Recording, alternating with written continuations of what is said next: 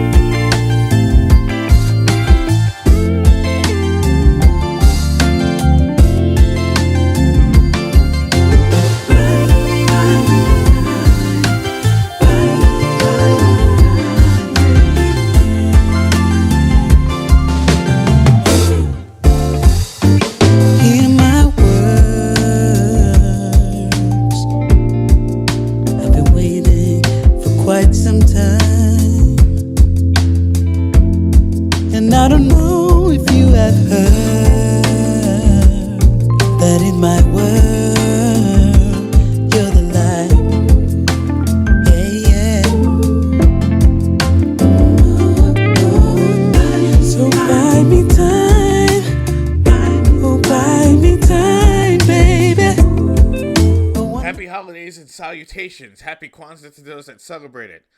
How we doing? Thank you again for joining me for another episode of Cultured. I mean, we've been doing this podcast for maybe 3 or 4 months, and we're on episode 5. I mean, that's pretty good with me. Because at this point, I would have quit by now. So I think consistency is amazing. If you haven't already, please like the channel, hit that bell for notifications. If you really like this video, like, share, subscribe, comment below, get involved in the discussion. Keep it going. I'm here to please. If you guys have been keeping up with the channel, you know that in 2023 I am preparing to record my first comedy album / special at the end of the year. So that means I will be taking my comedy act on the road starting in January 27th. I will be doing one of my first shows of my Vicennial Millennial comedy tour, because 2023 marks 20 years since I started doing stand-up. The Vicennial Millennial comedy tour, our first show is going to be at the Elbow Room in West Hartford, Connecticut, January 27th. And I will be putting that information below, the ticket link and all that stuff and everything. So if you're in the Connecticut area, come through, have fun. It's going to be great. Got some great comedians on the show, as well as I'm going to be bringing the fire to the mic. So again, January 27th, West Hartford, Connecticut, Elbow Room. I hope to see you there. To be honest with you, this is actually my favorite time of year. I love the end of the year because it makes me hopeful for the next year. Usually what I do is I go to New York City around Christmas time, because New York City does capitalism the best. For some reason, it's hot and cold at the same time, because the air is cold, but the subway air that rises up is hot. So you kind of got this bipolar weather effect going on.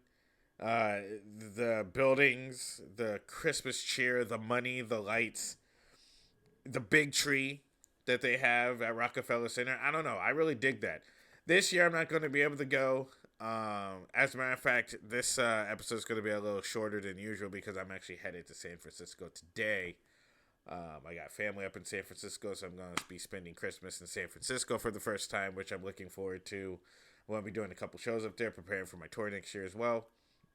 So I don't know. We'll see. I mean, I'm definitely going to have something to talk about when we reconvene next week on the podcast. I guess going into the new year, there's a lot of things I actually want to do during the new year. I want to continue expanding this podcast. I want to get more listeners. I want to broaden my range, if you will, to talk about more interesting things, get better at this, because I'm doing a podcast by yourself and trying to talk for an hour. I mean, it's not the easiest thing. You know, I'm always like thinking on the spot. So I'm trying to get better at that. I'm trying to get healthier, lose weight. I guess at the beginning of the year, I'm going to take advantage of this health insurance and go to the dentist, get a physical, all that good shit. Going back to the gym, getting back in the bike riding. Every time I try to eat healthy and every time I try to exercise, you know, I feel like when I try to get out, food just brings me back in. Like every time I try to eat healthy, I always get emails from places like Popeyes and Buffalo Wild Wings and Pizza Hut trying to tell me about the deliciousness that they have coming up. First of all, how did they get my email? That's suspicious. That's like a conspiracy theory.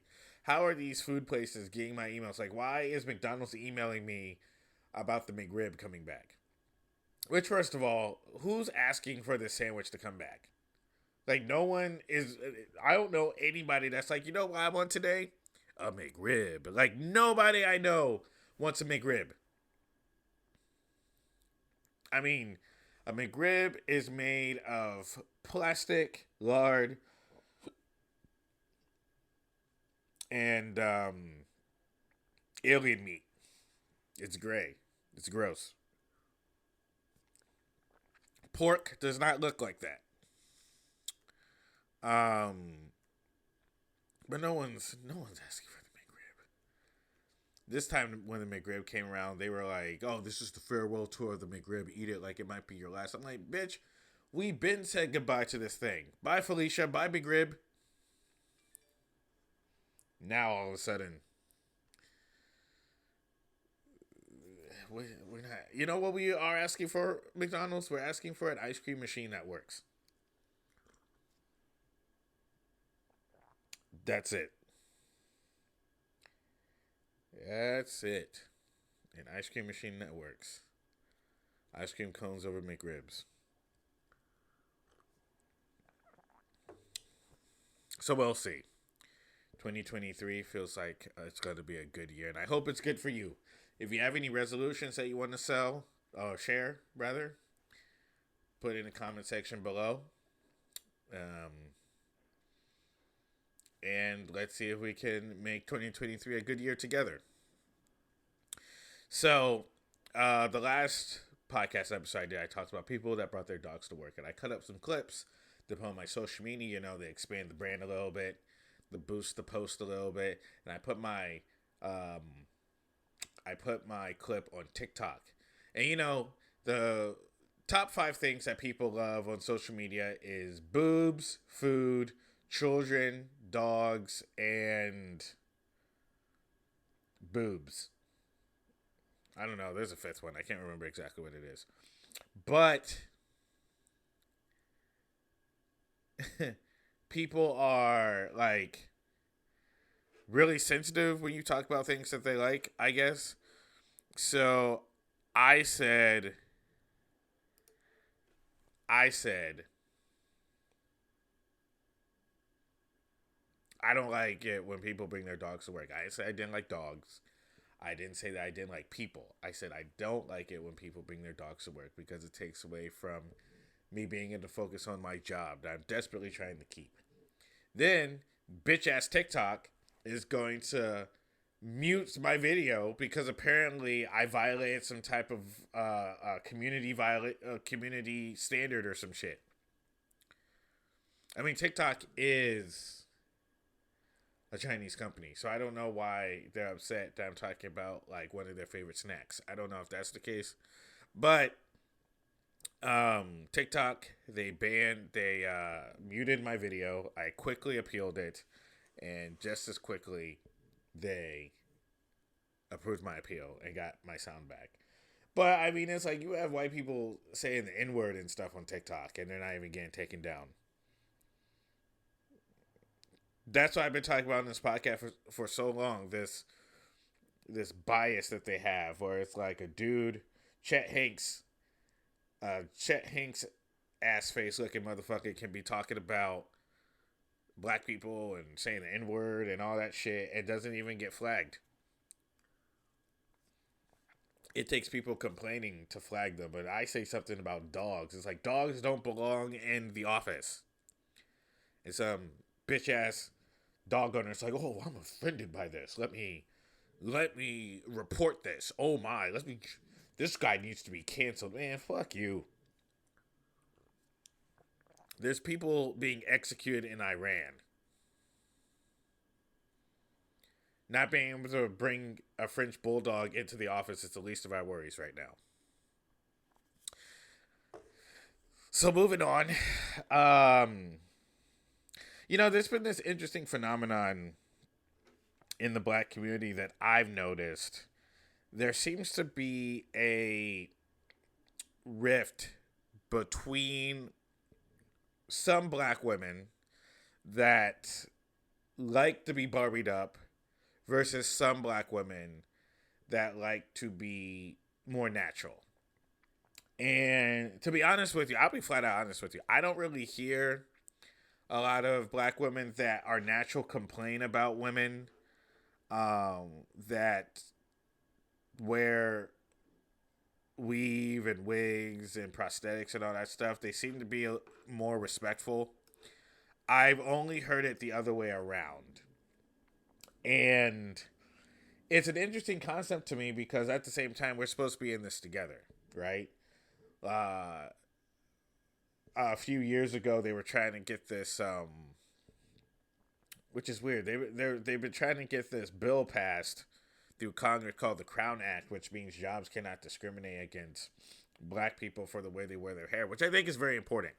However, I also don't think that we should put that in the government's hands. So for years, we've been fighting against this discrimination of if I wear my hair a certain type of way, and this has happened to me too, and I don't even have hair. If I wear my hair a certain type of way, I'm not representative of the company. Even growing up Jehovah's Witness, if you wear like an afro or your hair a certain type of way in dreads or in locks or whatever, that's not a good representative. And it's always some white person saying, that's not appropriate for the workplace. It's like, because you can't do it. So there's this push that they want to bind in law or amend a law where it says you cannot discriminate people for their hairstyle. However, the GOP in the Senate, I believe, actually blocked the bill. So the bill, as of right now, is not getting passed. But the issue I have with that is like, why do we need to stop giving so much power to the government. As black people, we need to stop asking the government to give us permission to live. That's the craziest thing I've ever seen in my life. Where it's like, oh, I was born this way, so I want to ask the government to give me the right to be who I am. Look, if we want this to change, we all come together and we say, look, we all wearing our hair the way we want, or we're walking, and your company is going to lose billions of dollars because you're not going to have the labor force. That's what we need to do. Stop this shit with, oh, I hope that Massa gives me the right. Laws aren't made, they're taken. So I say, it's like, fuck what the government says. Oh, you want to block this? You want to block this bitch? Okay, all black people walk out. Walk out. We're all on strike. If I can't wear my hair in a way, as long as it's not hurting anybody, egos don't count. Feelings don't count. As long as I'm not wearing my hair in a way that puts my life in danger or the danger of somebody else, I get to wear my hair the way I want to wear my hair. If you're going to go after people that wear their hair a certain type of way at work, you need to also go after people that wear sandals to work with no socks. How you gonna be in the office with your feet ass naked? and you're offended by my afro.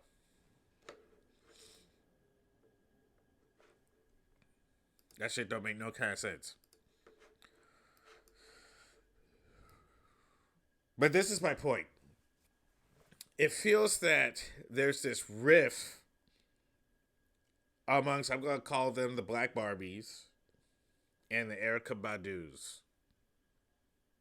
The Black Barbies are the ones that, they wear the acrylic nails, they wear the weave,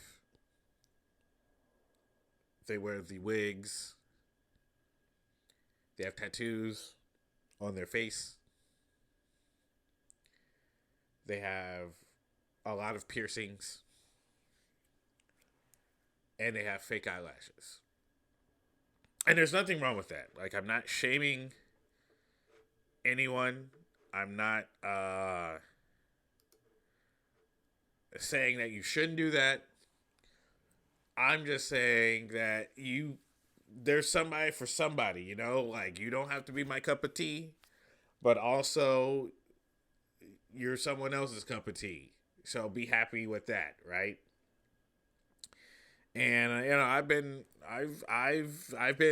on dates with women that wear weave, and they say they feel a certain type of way when they're around women with natural hair, and they feel a little judged or whatever. I personally prefer women that are a little bit more natural, because the truth of the matter is that their personality coincides with the way that they carry themselves. Meaning that they're not all that superficial. They enjoy the simpler things. They enjoy the effort that you put into the relationship that you're having with them, as well as they seem to just be easier to get along with, in the sense that you feel more comfortable being yourself around them. Now, that might not be the case for everybody, but the women that I've gone out with, I mean, there's been a couple that have been kind of whack, but the women that I've gone out with that are natural are more easier to get along with. So what happens with some women that are more into the fake aesthetics and stuff like that, it seems like they have more of the highs, so they're a little bit more guarded. So it's like I understand how some men might not want to deal with women like that, and I understand why some men might want to deal with a woman like that. But usually it's more on the superficial level, in the sense that they want to say, "Look at me, look what I have, and look who's with me," right? Like I talk about Sukihana all the time. It's like you have a lot of women that look up to Sukihana, and they're like, "Well, this is the way a woman's supposed to be." She has her shit together. She's from the streets, and she also got her bag or some shit.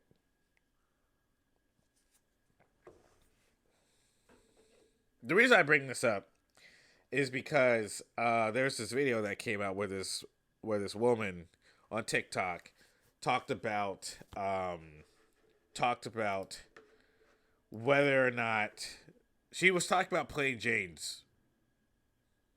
She was talking about plain Janes, and she was basically like, "Look, I don't know why y'all like plain Janes, because they be boring. We be the ones." And we're gonna take a look at this video real quick, and it's on my phone, but I'm gonna post it up here. We're gonna take a look at this video real quick, and then we're gonna discuss it in a minute. All right, here we go.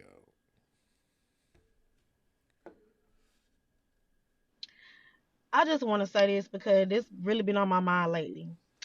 I have nothing against the plain Jane females, and what I mean by that, like the females who doesn't go out, the female who doesn't like get their makeup done, the female who doesn't really get their hair done often.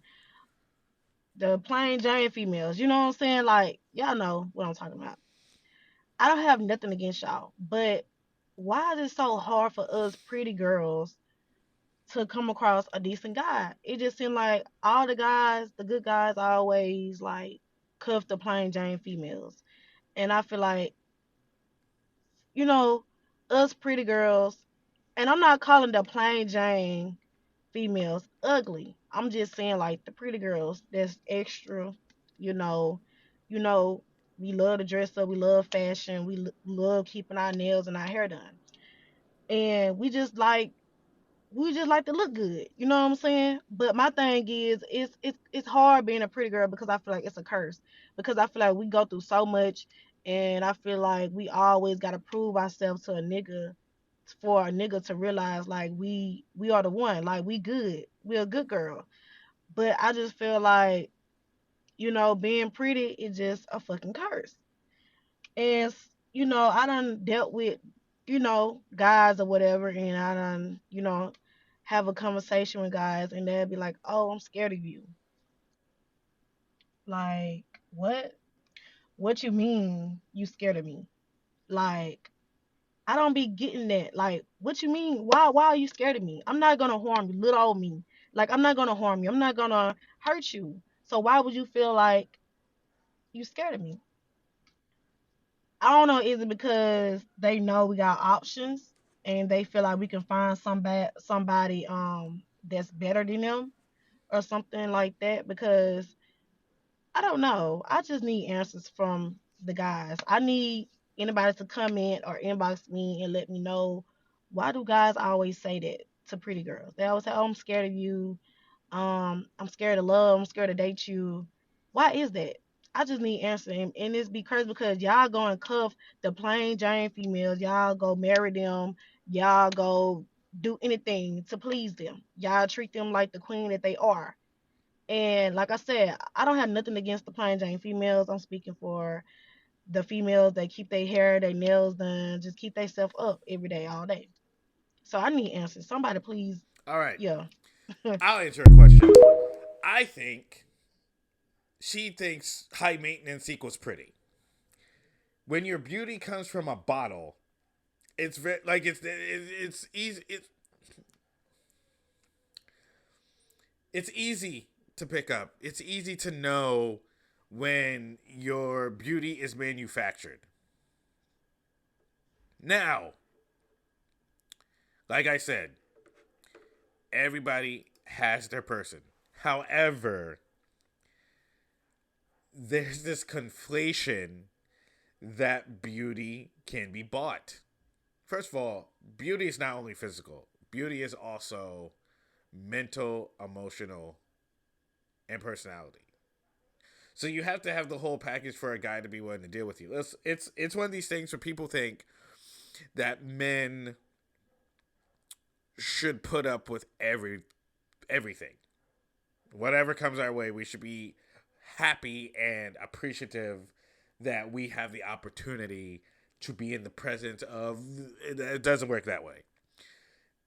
Let's not conflate fucking having sex with someone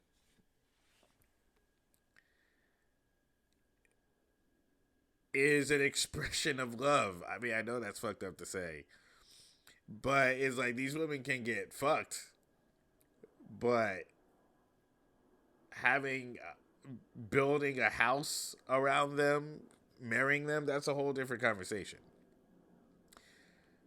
Quote unquote plain Janes are in this case natural women.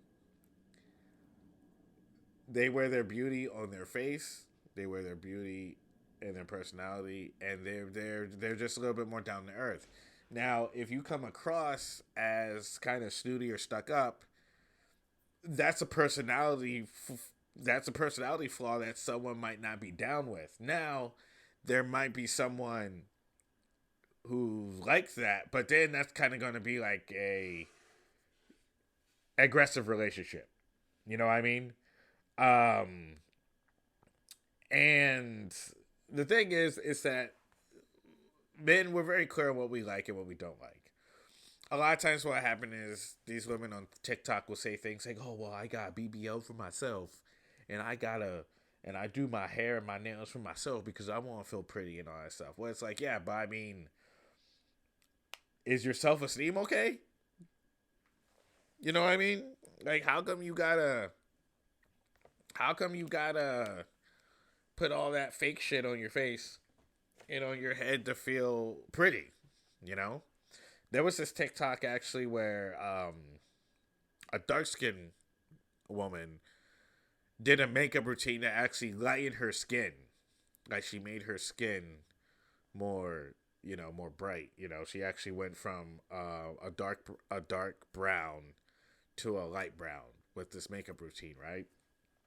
And all these people in the comments were like, "Oh my god, tell me your makeup routine. Oh, you're so beautiful and all this stuff. Wow, I need to do this for myself." And it's like, really? You don't like your own skin? That's weird.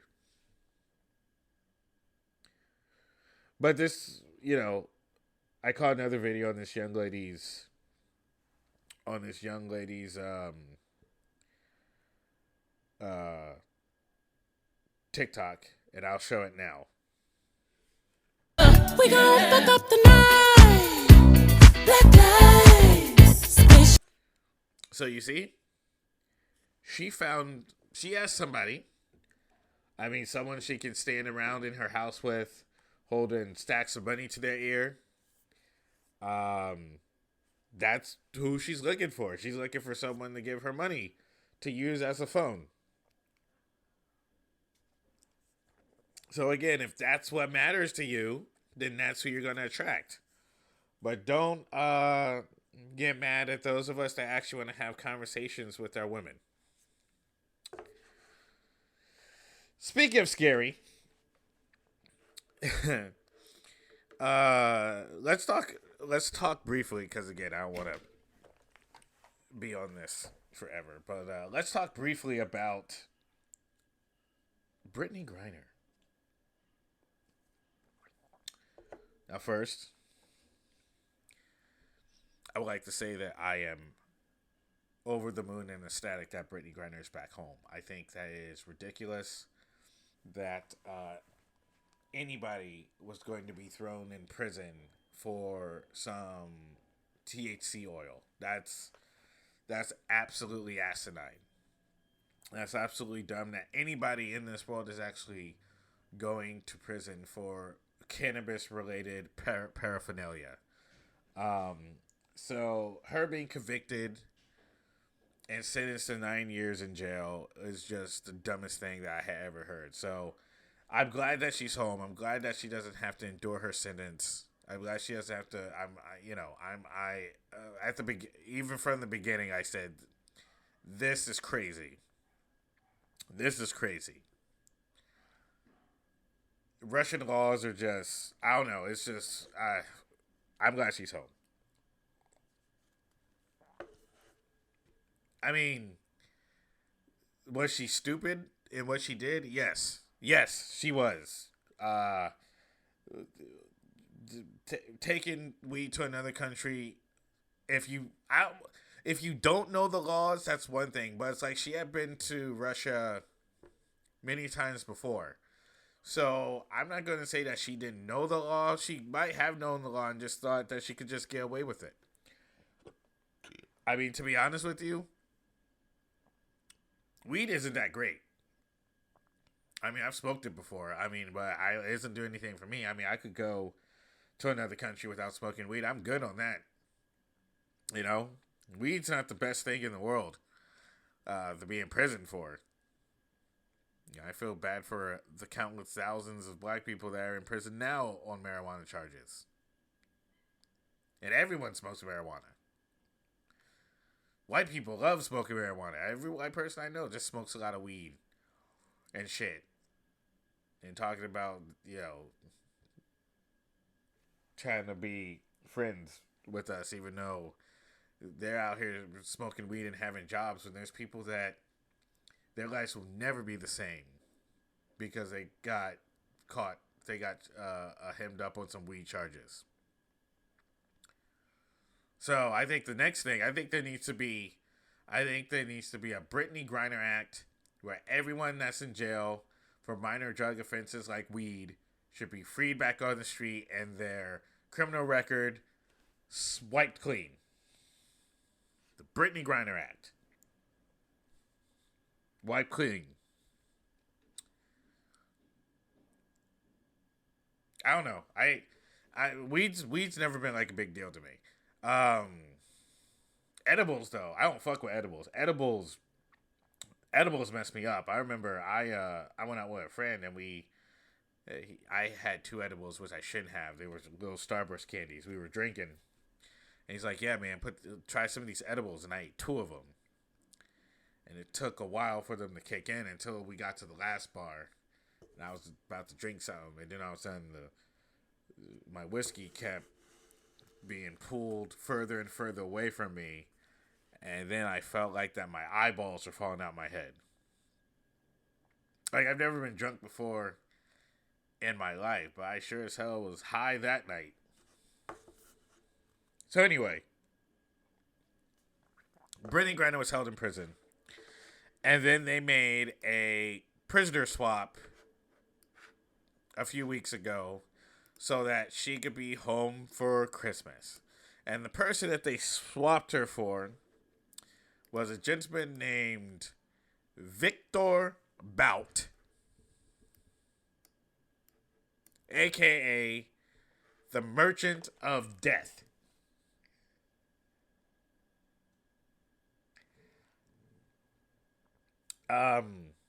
I ain't no political scientist or nothing, but a WNBA player that I've never heard of, for an arms dealer. Look, I don't know. Let's talk about the reason why Victor Bout went to prison in the first place. He went to prison on criminal charges for conspiring to kill Americans, acquiring and export of anti-aircraft missiles, providing material support to a terrorist organization. I mean, if we wanted to be political about it, I guess we could say the United States have done the same thing. Which is what Brittany Griner's supporters have basically said. They're saying, well, it's another day in the office. I don't necessarily like what I'm seeing with how much this is like splitting the black community. I mean, it's one of those things where it's like, we can have opinions. It's on the news. We can have opinions. Like, you don't have to. Black people need to let black people be free. Like, we need to let each other to have opinions without trying to make it seem like we're a bunch of coons and we're a bunch of misogynists and all that shit. Look, it is what it is. Brittany Griner got traded for a Russian arms dealer that was helping terrorists and selling anti-aircraft missiles and shit and bazookas, okay? It is what it is. Some people just don't like Brittany Griner. It's okay. It's okay. It's okay. She's back home, right? But at the same time, we can also regroup and kind of think about what just happened. I'm actually looking for. So I'm looking for.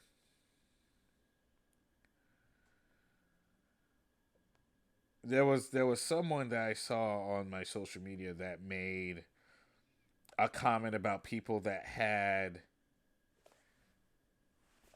that had opinions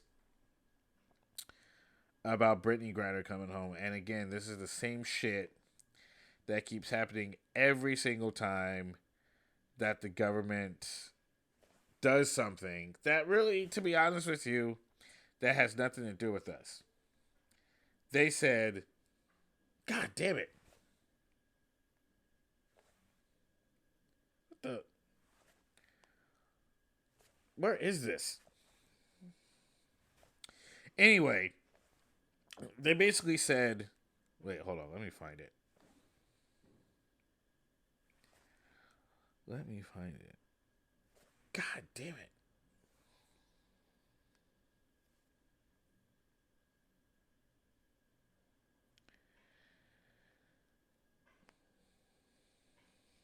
You know what?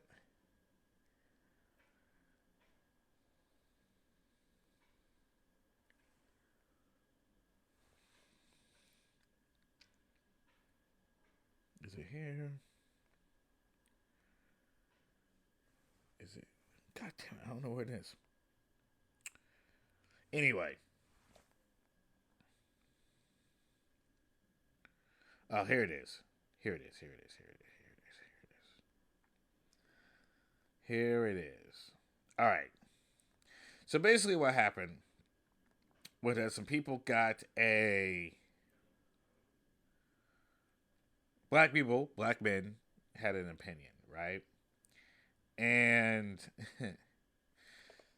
this person who happened to have been a lesbian said, "How dare these misogynistic black men have an opinion about Brittany Griner coming home?"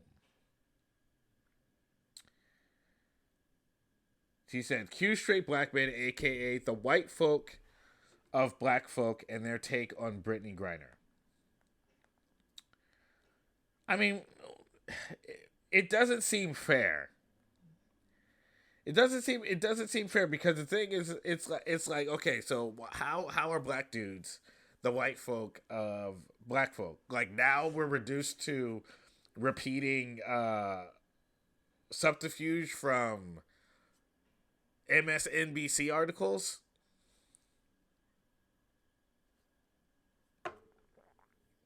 Like I love it when we have a disagreement on certain political things that are happening in the world, right? Like, for example, we didn't tell Brittany to go play basketball in Russia. I know some people are gonna say, "Well, if she was paid more, she didn't have to go." Well, first of all, the WNBA is boring. Nobody watches the WNBA. Women don't watch the WNBA. There's more people at open mics than in the stands at WNBA games. So as a country, we don't support WNBA games. So that's everybody. It's not us.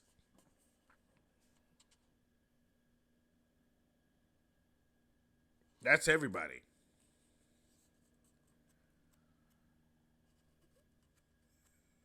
I don't know what other things that she should. I mean, I think Brittany is involved in charitable organizations and all that stuff, and that's great.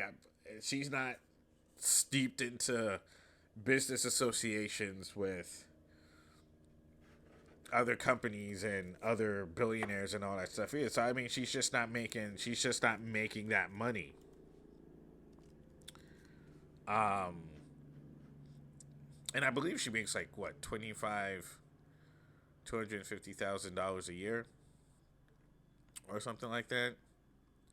But the thing about it is if you are a staunch supporter of the WNBA and you think they deserve better attention, put your top two WNBA teams in the comment section below without looking it up.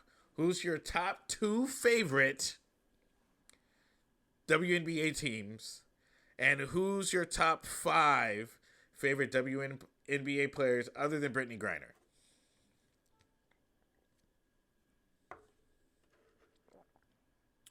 Tell me that shit.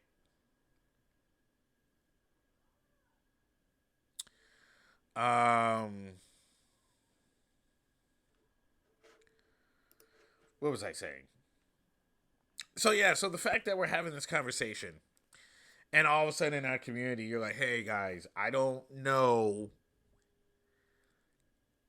if I'm down with this Russian arms dealer getting traded for Brittany. I'm happy she's home, but at the same time, this is kind of sketchy. For you to be like, oh, straight black man, you're the white folks, black folk. There's black women also saying that shit's whack.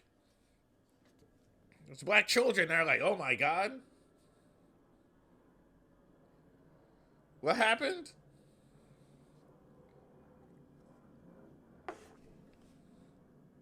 It doesn't have to be a battle. We didn't tell Brittany Griner to go over to Russia. I still haven't seen a WNBA game. We didn't throw her in prison either. So how's it our fault? It's Russia's fault that cannabis is illegal in Russia. And it's their fault that she's in prison. That she was put in prison. To use her as a political pawn so they could get the Merchant of Death back on their side. Now, is the Merchant of Death still relevant? I don't know. I know what he's done in the past. I know, he was involved in a civil war in Africa. He learned Xhosa and Zulu. I can't cook my tongue. Xhosa and Zulu.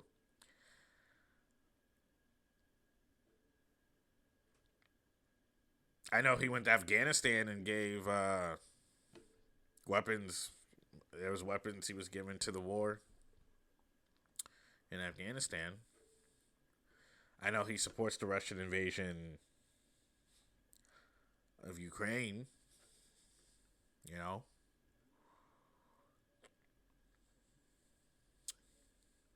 I know he sold weapons that could potentially kill Americans, but we don't give a fuck about that. I mean, we don't give a fuck about the war in Ukraine.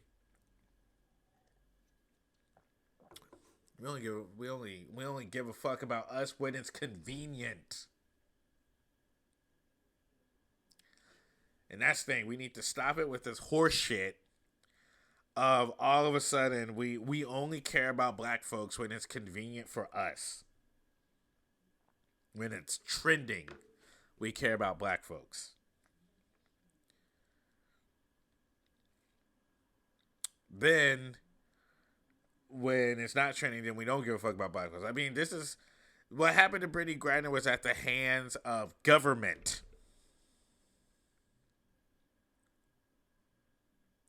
The hands of government. The Biden administration offered Victor Bout in exchange for the release of Brittany Griner.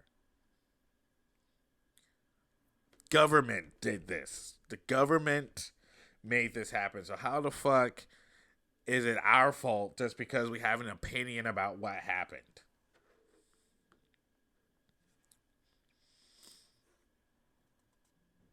I mean, when World War III starts, what's going to happen?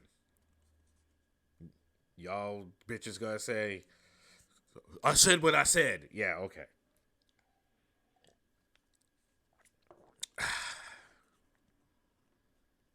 It's gonna be interesting. I mean, I don't have too much to say about it because I don't know too much about it. But, we'll see.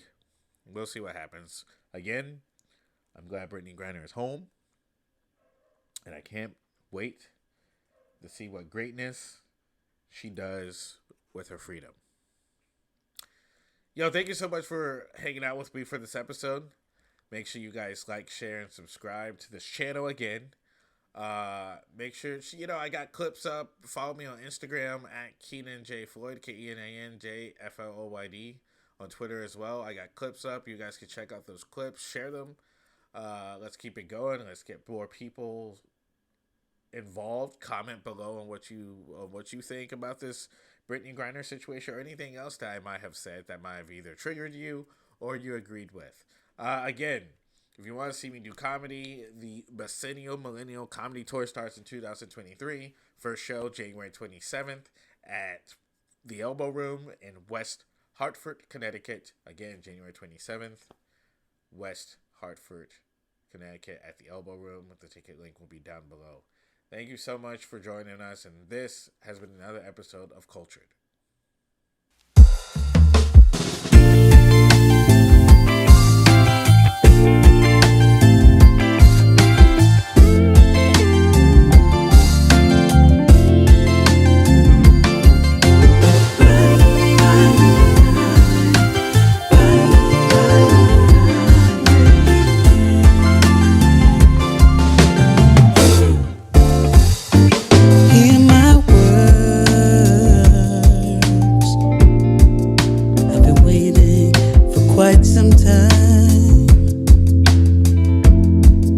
I don't know if you have heard that in my world